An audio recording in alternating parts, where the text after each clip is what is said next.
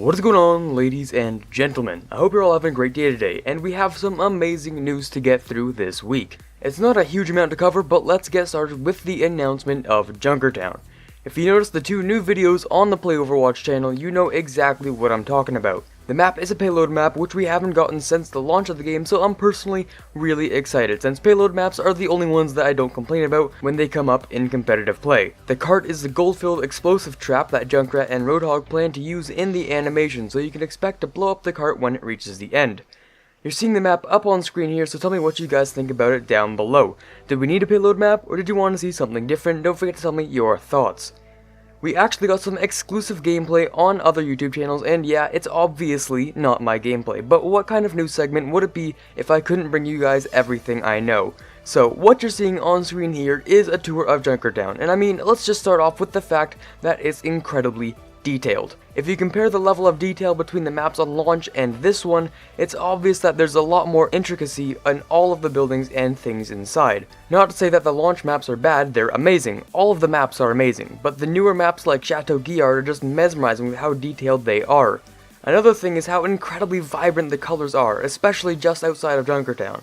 It's incredible how well they put the colors together. Another thing is how convenient the health pack placing is. There are some large packs tucked away in corners, and smaller packs are out in the open or in hallways, which has always been the trend, but it's just been more accentuated, I think. What I really like is how well I think Pharah would play on this map, which excites me a lot. It kind of reminds me of King's Row, where there are nice places to hide above and around the buildings. There are also some really nice places for cover. The map also looks wonderful for Soldier and McCree. Just look at all the high ground that's actually useful. It even goes through from the first point, so you can move easily to the high ground on the second point. It's obvious how much they took into consideration the strategic interests in the design. Not to mention the map is huge. What you've been seeing so far is just the first and second points, and this isn't even all there is. I won't be covering the whole map so you can watch some other YouTubers go through it, but I just thought I'd give you my thoughts about it. That's it for the map, but there is more stuff about Junkertown though. There was an animated short up on the Play Overwatch channel, which I'll try to get as much as I can without copyright. But yeah, what you're seeing here is somewhat of a new animated short. Note that it isn't one of the animated shorts that they're planning in their new series of shorts. I just think it was something to introduce the Junkertown map, but it also gave us some insight into Junkrat and Roadhog's characters. It's pretty obvious after seeing the animation that Junkrat is completely insane and a little bit of an idiot, but Roadhog just goes along with everything he says. I do suggest that you check it out if you haven't already. It's pretty funny with its cartoony concept and especially animation style. There's not much else to say. The animation was pretty good, and it isn't part of the planned animation shorts, which means we'll be getting more cool animations in the future. Personally, I'm really excited. I know a lot of people were asking for more shorts, and it looks like we're going to be getting some in the future. I can't believe that we haven't gotten a short since like Sombra's release. Isn't that crazy? Yeah, we can expect to see some more shorts in the future, but for now, the little Junkertown introduction is nice to have.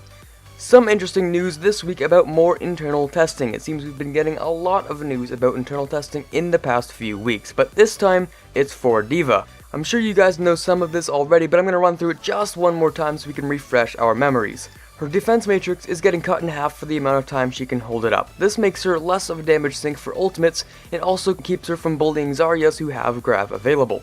This is a huge change in how she'll be played because she can't rely just on her defense matrix to get out of situations. She can now use her fusion cannons while flying, which is something I've kind of wanted for a long time. I mean, there's value in using defense matrix while flying, but that doesn't allow her to be as aggressive, so those two changes alone make her a more aggressive and bullying playstyle like she was back before the health change, where she could be all up in your face. As if this wasn't enough though, she's getting a brand new ability called Micro Missiles.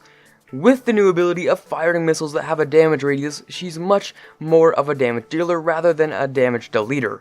It seems like her entire kit is being reworked, and these are the kind of things I like to see in reworks.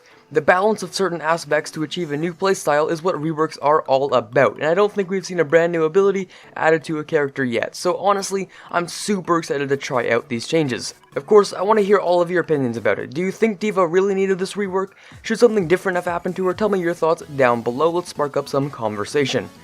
That was basically the news for this week, and it would be super awkward if something pops up today, but if it does, you have my word for another video as fast as I can to bring you the latest and greatest Overwatch hype.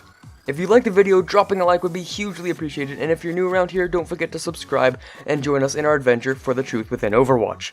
Before I go, I want to ask a little question. Do you guys like the weekly news updates? Do you guys often watch a different channel put out news as it happens, or are you totally cool watching it all get covered at once? As I make these videos, it's always in my best interest to upload what you guys want to see, and if that doesn't include weekly news, I can always change my schedule. But for now, this is Carter signing off, and as always, have a fantastic day.